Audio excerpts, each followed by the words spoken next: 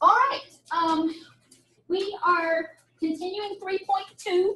We have just a couple of kind of problems that we haven't talked about yet.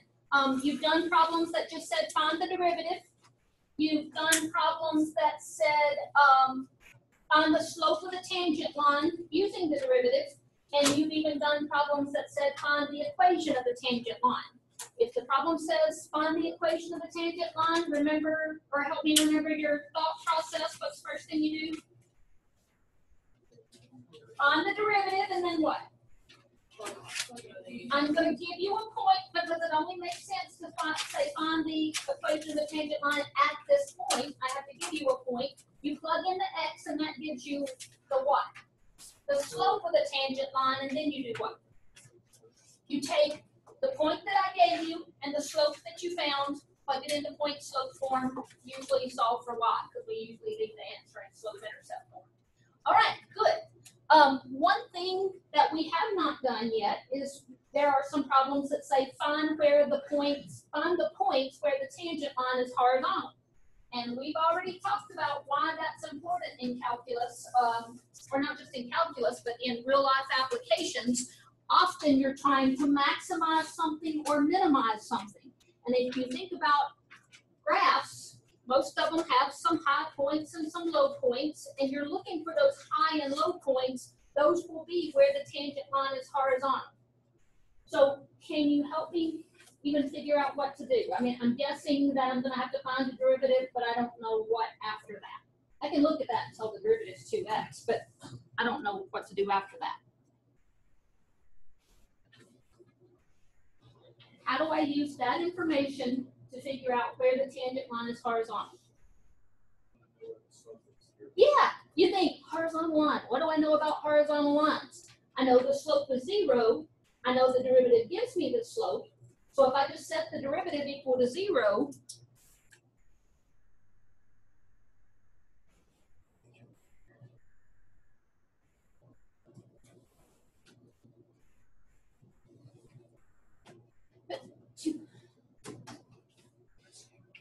if I just set the derivative equal to 0, I will find the x value of the point where the tangent line is horizontal.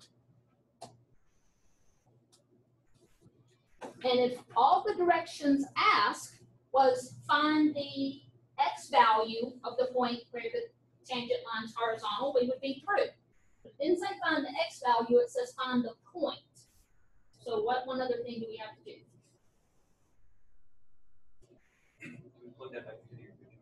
A point means an x and a y. I have the x, just put it back into the original function to get the y value. And make sure you're putting it back into the original function, not the derivative. You already know 0 is what makes the derivative 0. You want to know what the original function is when x is 0. So when x is 0, y is 0 squared plus 9.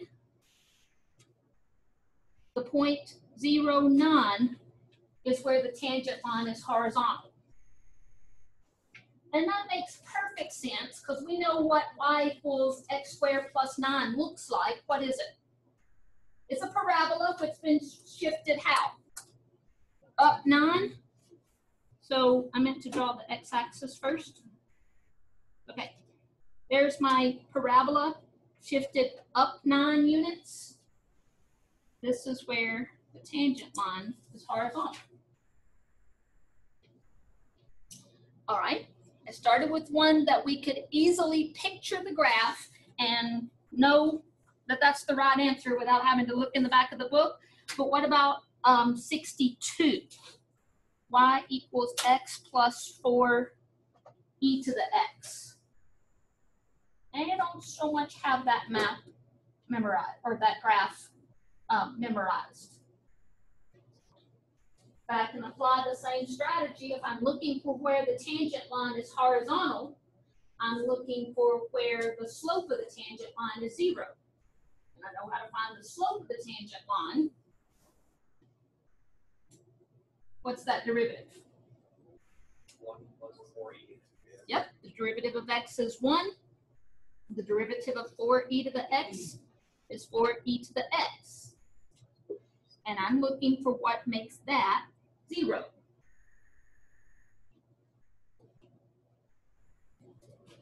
Tell me what you're thinking. Other than I hear you going, I don't like e's. I don't want to know that. I want to know what else you're thinking. I could subtract 1 from both sides, and while I'm at it, go ahead and divide by 4. All right. So e to the x equals negative 1/4. When is that true? What value of x? That's never true. E is a positive number. E is about 2.7. There's no way you can raise 2.7 to something that would make it negative. If you raised it to a negative exponent, it would put the e in the denominator, but it would still be a positive number. So if there's no solution to that, how would you answer the original question? Find the points where the tangent line is horizontal. There's no point where the tangent line is horizontal. I can say there's no solution to that equation, but to answer the question, I'd say no point where tangent line is horizontal.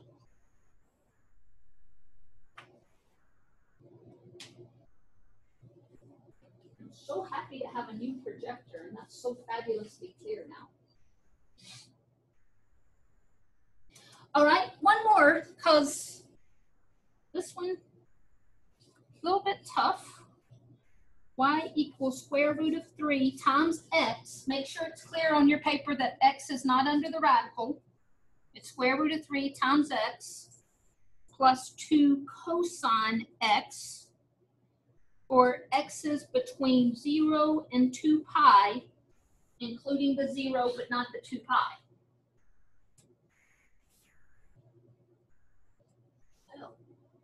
That inequality means we're only going to have to find the solutions in one revolution of the unit circle. We don't have to worry about pi n revolutions of the unit circle. We're not going to give all solutions, just solutions within one revolution. All right, so I'm looking for where the tangent line is horizontal. What's the first step? Find the derivative. We can do this term by term. What's the derivative of square root of 3 times x? Yeah, what's the derivative of 5 times x? Just plain old 5? So the derivative of square root of 3 times x is just square root of 3. And what's the derivative of 2 cosine x? Negative 2 sine x. And we're looking for what makes that equal 0. Oh, I thought I'd never have to solve trig equations again. After I got past 5.6 in pre-calculus, I thought I could flush that down the toilet. And it's back. How do I solve that? How do I solve that trigonometric equation? I'm sorry, say that louder, Christina. You might have been right, I just didn't hear you. No? Alan, what are you thinking? Because this is just like, no matter how crazy it looks, this is just like square root of 3 minus 2 ugly. If sine bothers you, put u in its place, and u stands for ugly. It's just like solving that for ugly. You subtract the square root of 3, and then you divide by negative 2. So sine x would be, it would be negative square root of 3 divided by negative 2. I'm just going to go ahead and say that would be positive square root of 3 over 2. And then in one revolution of the unit circle, where is sine square root of 3 over 2? And what 2 quadrants would sine be just positive? Sine is the y. Y's are positive in the first quadrant and the second quadrant. Square root of 3 over 2, I know that's either close to the x-axis or close to the y-axis. Which one is it that has the sign being, that's darn close to 1? That close to the x-axis or close to the y-axis? Y is close to 1 when you get close to the y-axis. So here's the mental image that I have. It's right here and right here. I just have to figure out the name of those two angles. So this is 1/6, this is 2/6 pi, better known as pi over 3. This is 3/6, this is 4/6, better known as 2/3 pi. So that's how I solved that trigonometric equation, and because you can't see what's in my head, I drew you a picture of what was in my head. Got to be first and second quadrant close to the y-axis. What's the name of those two angles? So those are my two x values.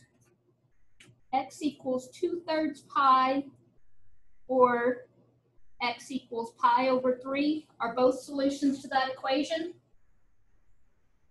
And this problem wouldn't be so bad if it just said find the x values where the tangent line is horizontal, but it says find the points where the tangent line is horizontal. All I have is x's. Where do I get the y? Ugly. When x equals pi over 3, I'm going to take these one at a time. When x equals pi over 3, y is square root of 3 times pi over 3. I'm just putting pi over 3 in place of both of those x's, plus 2 cosine pi over 3. And then just simplify that as much as possible. What's cosine pi over 3? Cosine right here. A half. So that's no real pretty way I can write that. Maybe just square root of 3 times pi. Make sure it doesn't look like the pi is under the radical. Over 3, that's my first term. My second term is 2 times a half. That's just 1.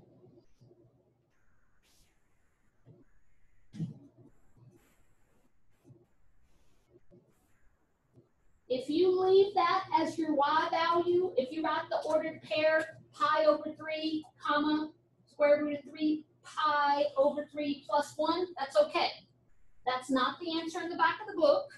Tell me the only thing you would have to do to this to get the answer that is in the back of the book, which is that. Yeah, write the 1 as 3 over 3, then you have a common denominator, and you get that. I'm going to change this to or because really on a test, either one of those would be okay. And then we just need to do the same thing for when x equals 2/3 pi.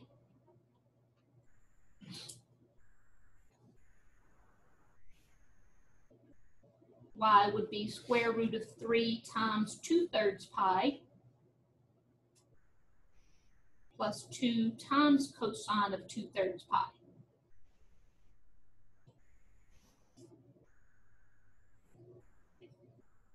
What is cosine of 2/3 pi? Negative a half. Because we're in the second quadrant now where the x's are negative. I could write that as 2 square root of 3 pi over 3. I'm going to go ahead and say 2 times negative 1/2 is negative 1. And it's perfectly okay to leave that as your answer. I think in the back of the book they have 2 square root of 3 pi minus 3 all over 3 just from getting a common denominator.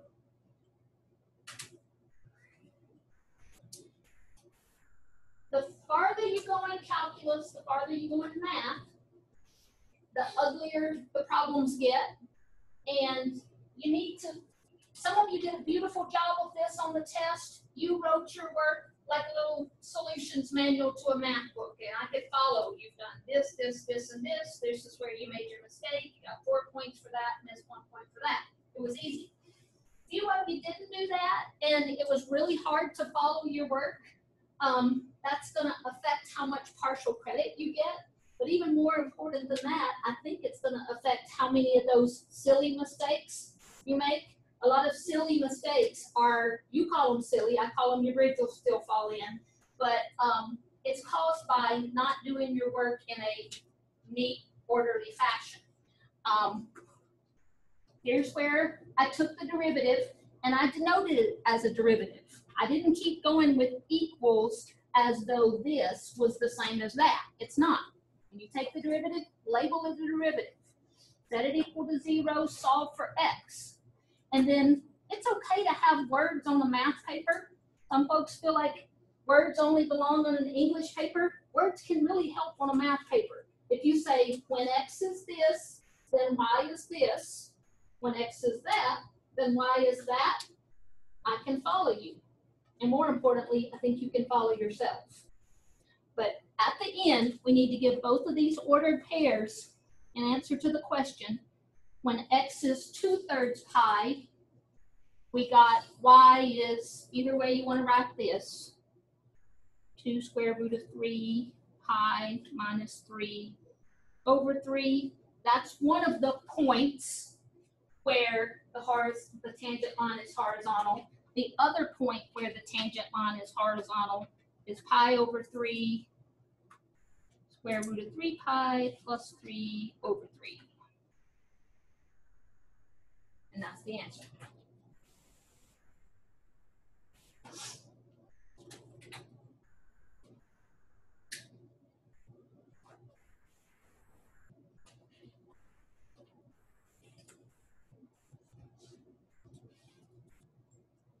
All right.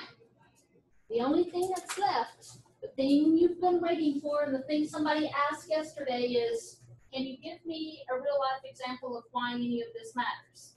And I found a sentence that might make you happy in the book yesterday, because real world applications are not my strength. I've spent my whole life in a classroom or Walmart. That's the only two places you'll ever find me, right here or buying groceries at Walmart. So I'm not the best at saying, when I was an engineer, we did this. When I was a CEO of a major company, we did this. I've never been any of those things. I have a few applications in my head, and then I read this sentence in the book and go, oh yeah, I should have thought of all those things. Rates of change are derivatives. A few examples of when you would use derivatives: population growth rates, production rates, water flow rates, velocity and acceleration. Anything where you have one quantity that depends on another quantity, you can define that relationship in some way, and you ask yourself, if I change this, how is this going to change? That's the definition of calculus. And I didn't get that as a freshman. I had the best calculus teacher in the world, and I still didn't get that that's really all it's about. It's about, if I tweak this, how much is it going to change that? All right, you're going to love this. How close is, let me show you this example, and then I'll finish that sentence. Remember the first day of chapter 3, you were doing that worksheet. What's my average speed from here to the airport? What's my average speed from Carthage to Alexandria? You knew that distance equals rate times rate divided by distance equals rate times time. Rate is distance divided by time. This example 10's doing the same thing. I have what's called a position function, and we'll talk about that more in just a minute. The position function of a billiard ball dropped from a height of 100 feet. I can find how high is it at 1 second, how high is it at 2 seconds, just by plugging 1 and 2 into that equation. If I want to know how fast it was going between 1 second and 2 seconds, I would find its position at 2 seconds minus its position at 1 second, that's just like subtracting the 2 mile markers, divided by the time it took to go from 2 seconds to 1 second. Just the change in distance divided by the change in time from the interval 1 second to 2 seconds, it was, its average velocity was negative 48 feet per second. How can that make sense? Negative 48 feet. What the heck? That means it's falling. Velocity and speed are not strictly interchangeable. They're not synonymous because actually speed is the absolute value of velocity. Velocity is speed and also direction. So if something has a negative velocity, if it's going vertically, then negative velocity means it's going down. If something's moving horizontally, negative velocity means it's going to the left. Speed is just the absolute value of that. So speed is never negative, but velocity can be negative. All right, so all I wanted to say on that page was to find average velocity over a period, you just find the change in distance divided by the change in time. And example 10 is exactly what y'all were doing on that worksheet. I think it was last Thursday. Now, there was a sentence that I started and then got sidetracked. Oh, here it is.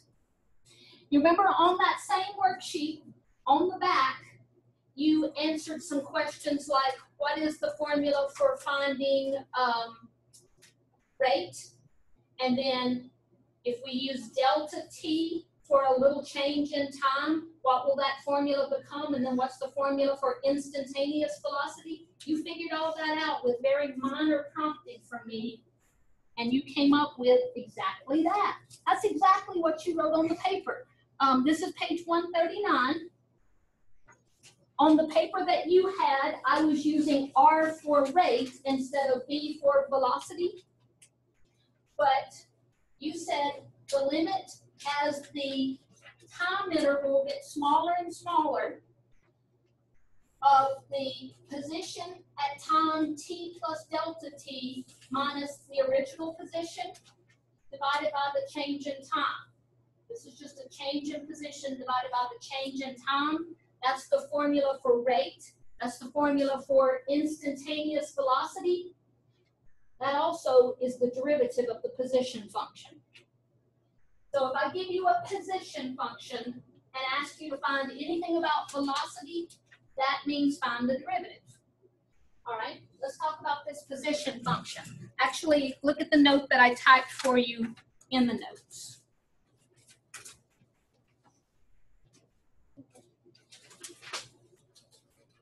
The position function. I don't know why physicists usually use S to stand for position or distance. I don't know, ask the physicist. I don't know. But the position function is usually written S of t. It's a function that depends on time. You give me the time, I'll give you the position of an object at that time. The most general form of the position function is f of t equals -1/2 times gt squared plus v sub 0 t plus s sub 0, and you need to know what all those variables stand for. And I typed it for you. V sub 0 is initial velocity. Some problems say a ball was thrown at a speed of 3 miles an hour. In that case, the initial velocity is 3. What if something's dropped instead of thrown? What's the initial velocity if it's just let go of instead of thrown? 0. Make yourself that note. I didn't type that note for you. If object is dropped,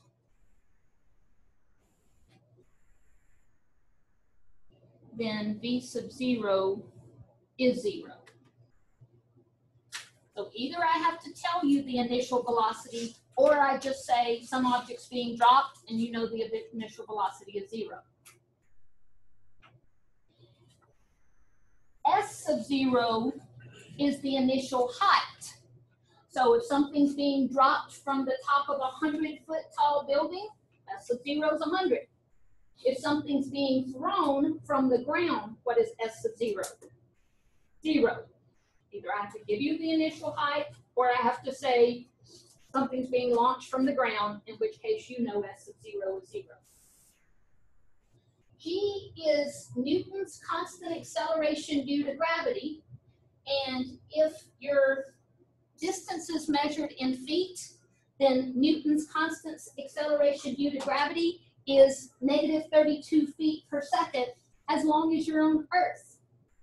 Now, unless I tell you we're on a different planet, you can assume that we're on Earth.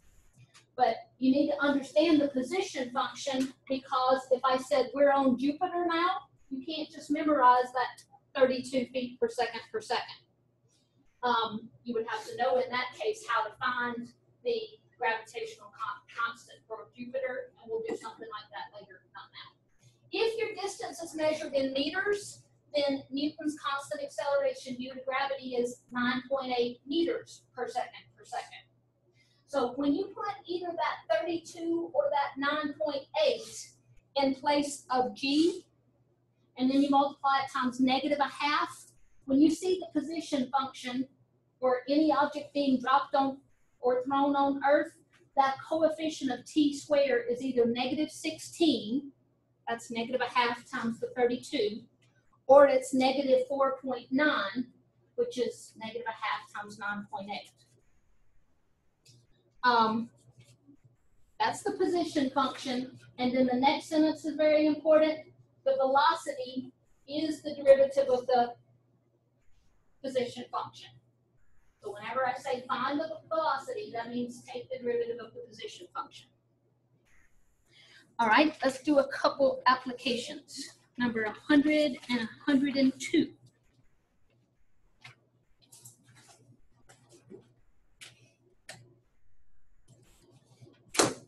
Let me say something about number 99. I'm not going to write down any of it, but just to make sure you understand how to begin it.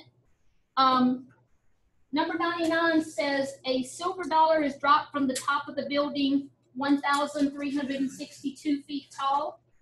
What does that mean the initial velocity is for that object? It's dropped, so the initial velocity is 0. What is S sub 0? The 1,362. So that position function for this problem is just going to be S of t equals negative 16t squared. The middle term is gone because the initial velocity is 0, and then plus 1,362. The B part says determine the average velocity on the interval from 1 to 2. Tell me what that would mean. That doesn't say instantaneous velocity, it says average velocity. Did you need any calculus to find my average speed from here to the airport? That was not calculus. That was find my distance at 1 second, find my distance at 2 seconds, subtract those two distances, and then divide by the 1 second difference in time there.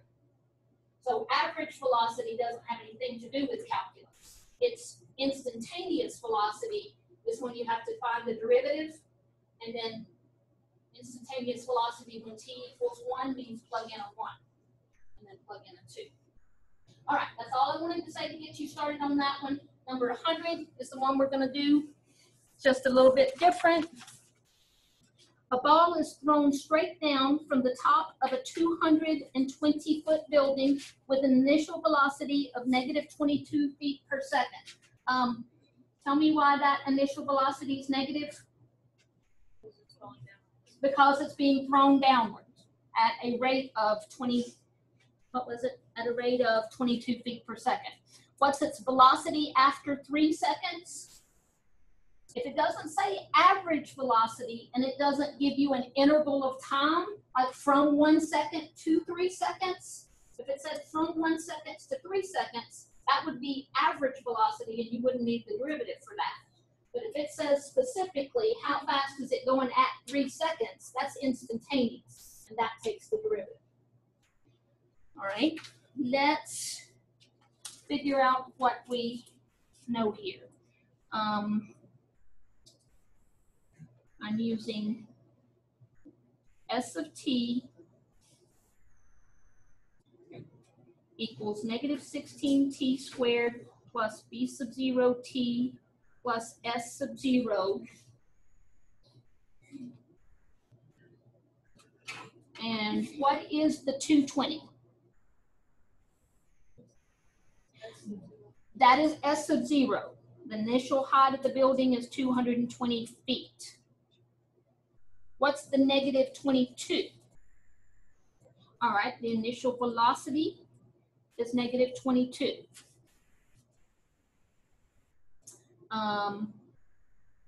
What's its velocity after 3 seconds?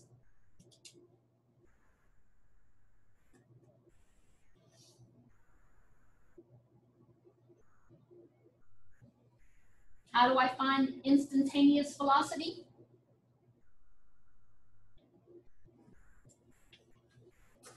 The derivative. And how do I find instantaneous velocity at 3 seconds? Plug 3 into the derivative. So I'm just making myself a note here. I'm coming up with my strategy. The velocity after 3 seconds is s prime of 3, and I'll find that in a minute. But that's what I'm looking for, s prime of 3.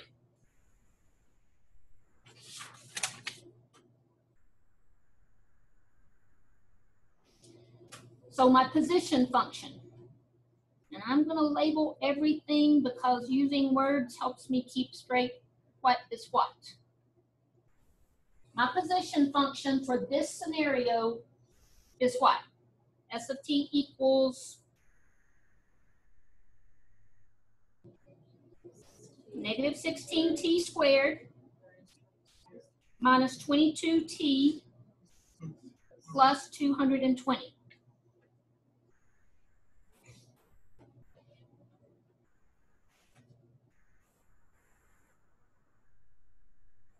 My velocity function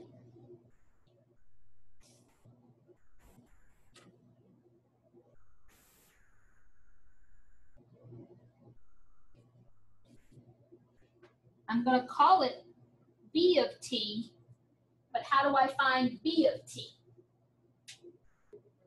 Derivative of the position function. B of t is the derivative of the position function, and what would that be?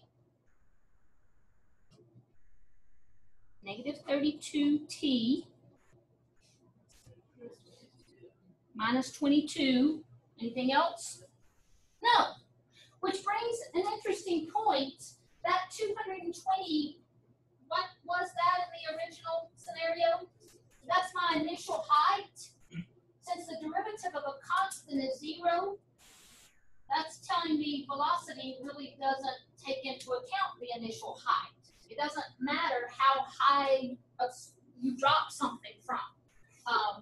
Velocity doesn't take that into account because the derivative of that constant, whatever it is always 0. All right, remind me of where I'm headed, what I need to do next. I'm trying to find b of 3, which is the same as s prime of 3. I just need to put 3 into the velocity function.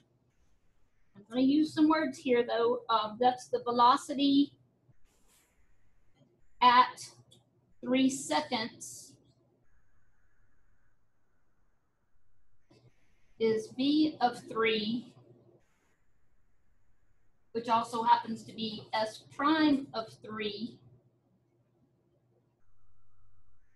which is negative 32 times 3 minus 22.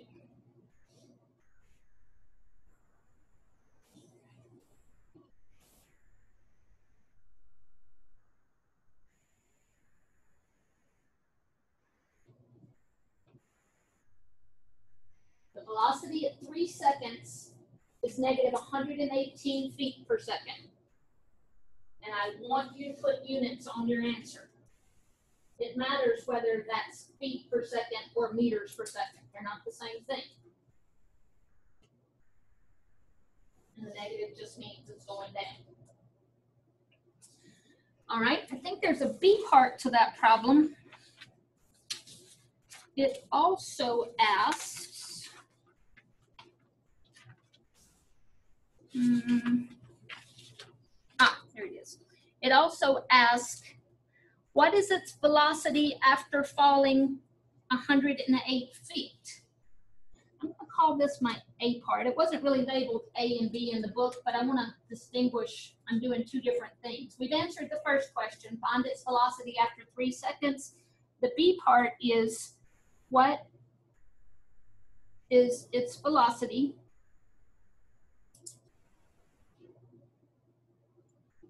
after falling 108 feet?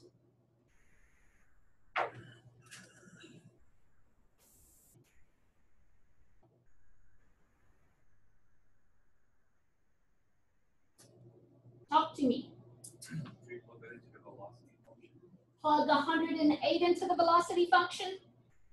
What numbers do you plug into the velocity function? Velocity is a function of what? Time. I wouldn't put 108 into the velocity function because the velocity function needs time, and this is a distance. All right? Don't automatically take some number you're given and plug it into something. Tell me what you're thinking next. I was going to say set B of t to 108 given negative 32 t minus Okay, 38. let's talk about what that would mean for a second. You're saying set velocity equal to 108. When you say that in words, does it make sense?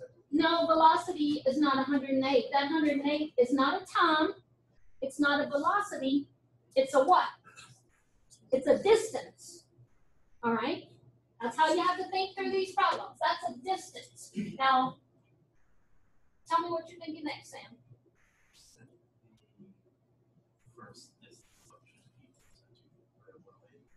You're getting closer every time. I feel like going warmer. What? That's beautiful. I made you blink when I did that. That's beautiful. The position function gives you the position from the original height after it's fallen 108 feet. It's not 108 feet from the ground. It has fallen 108 feet. So where is it now if it's fallen 108 feet? And you said, Emily, 220 minus 108, 112. All right, so how can I write that? After falling 108 feet, I'm just going to put parentheses there. Object's height is 220 minus 108, which is 112 feet. So it took Sam and Emily together, the two of them, between the two of them, they figured this one out. Sam said that 108 is a distance, so I want to set the position function equal to that. And that was partially right. It is a distance, and so you are going to use a position function. But Emily said the height now is not 108, the height's 112. So what words would be helpful here? Find time when position is 112 feet.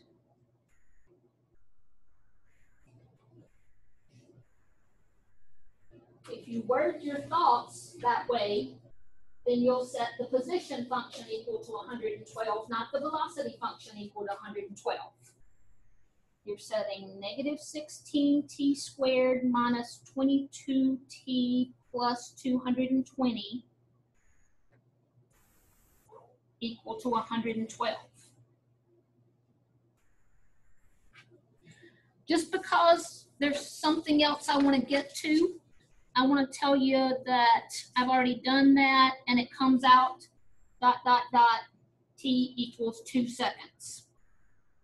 I know given a couple minutes you would get there, but right now I just want to say that turns out to be 2 seconds.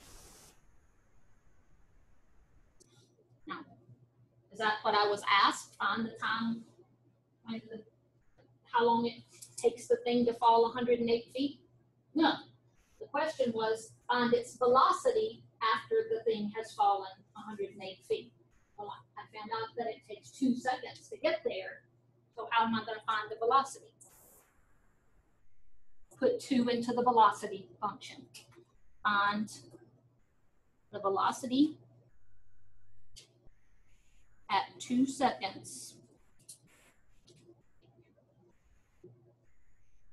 V of 2 is the same as S prime of 2. And that's -6, no, where is it? -32 times 2 minus 22.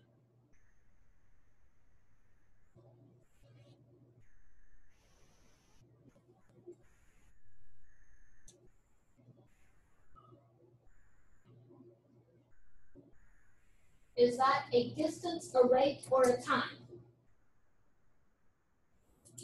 What's that -86? It's a rate. What are the units on that -86? Feet per second.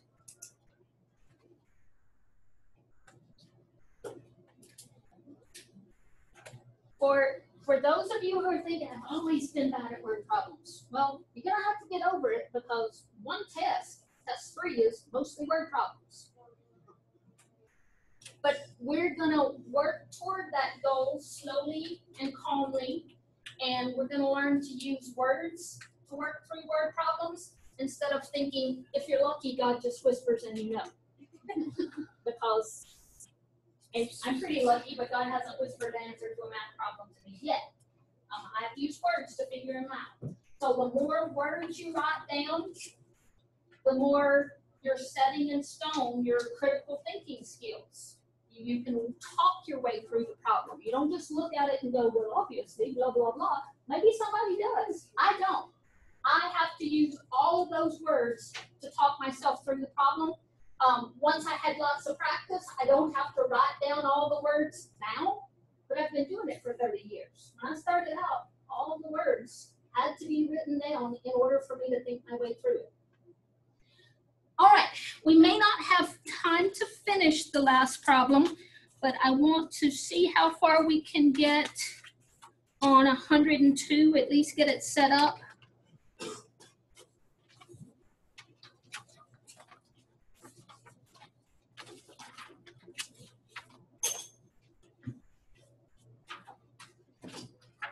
Number 102 says, use the position function in meters per second instead of feet per second. So that's why this coefficient is -4.9 t squared instead of -16 t squared. S of t is -4.9 t squared plus b sub 0 t plus s sub 0. And on number 102, how cool. We're going to estimate the height of a building by dropping a stone and measuring how long it takes us to hear the splash. That's pretty cool. Because I don't have a yardstick 1,000 feet high, but I do have a watch with a timer on it. And I can time how long it takes me to hear the splash, and then I can use that to find the height of the building. Let's see, to estimate the height of a building, a stone is dropped from the top of the building into a pool of water at ground level. The splash is seen.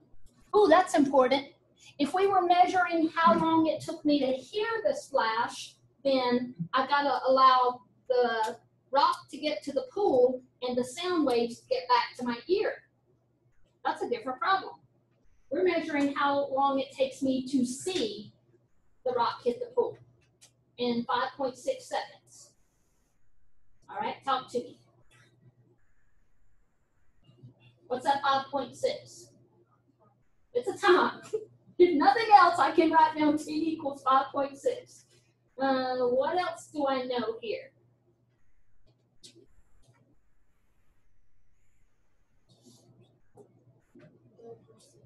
The initial velocity is 0. Very good, Emily. The initial velocity is 0 because this is an object that's being dropped instead of thrown. S sub 0 is what I'm trying to figure out. And t equals 5.6. Define to me specifically what that value 5.6 is. 5.6 seconds is the time it takes what? Okay, for the stone to go from the top of the building to the ground. What can I do with that?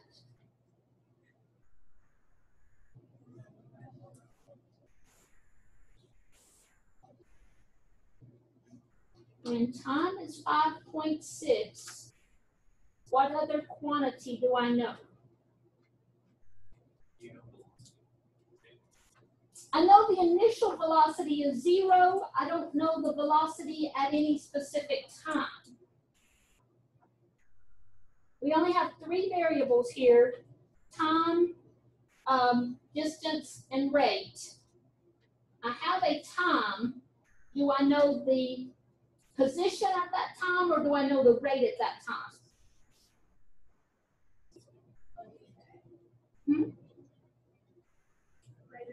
The position is at the top of the building. What's the position of the rock at 5.6 seconds? And what does that equal to in terms of a number? Position is 0. T equals 5.6 seconds.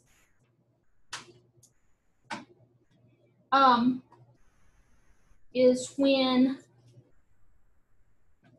S of t is 0.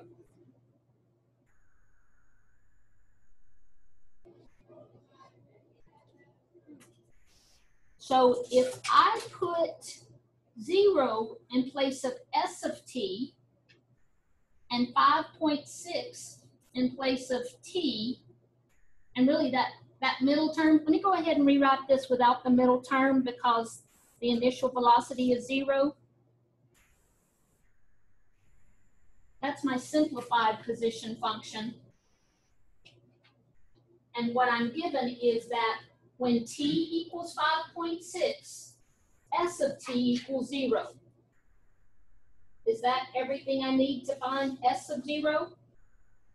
I have an equation with 1, 2, 3 variables in it. I know the value of 2 of those variables. I can find the third. 0 equals negative 4.9 times 5.6 squared plus S sub 0.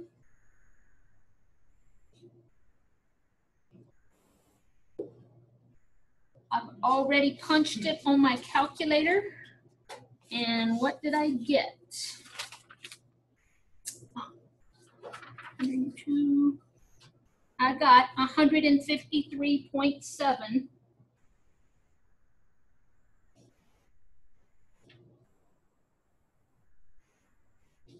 What is that S sub 0? It's the initial height, and since the rock is dropped from the initial height, that's what the initial height is. That's the height of the building. What's the units on that initial height? This is meters. 153.7 meters is the height of the building. That's pretty darn cool. That with only a stopwatch, not a measuring tape, but a stopwatch, I can get the height of the building. All right, the homework, and I am going to take this up tomorrow. Finish 3.2, whatever you haven't done. I think you stopped at about 55 last night. So finish that up. Yep, 99 and 100 are your 2 word problems. You should have everything except for what we did today. Find where the tangent line is horizontal, and then a couple of applications. Hey, let me just check roll real quick. Michael, Garrett, Tiora, And that, okay, but I know where she is. I just need to tell Miss Garrett. Tiora, Chase, Here. Emily, Allie, Jordan, Dylan, Claire, Aaron, William, is he out? As Okay. Natasha, Chloe, Lynn, Liz, Asphalt, Sam, Alan, Major, Cooper, Christina. Okay, thank you. Is the test called ASVAB? Yes. It's- Asphalt, is what I call it. I feel like they intentionally make these tests sound suggestive, like the cooter. Yeah, I know the computer. Asphalt. Oh, it was terrible. I know, I'm so alive.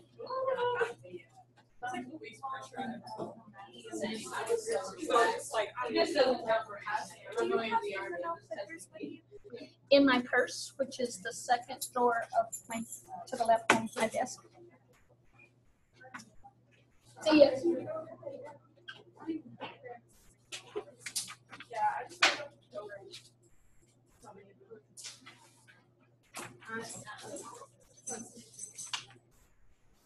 Yeah, I just want to look at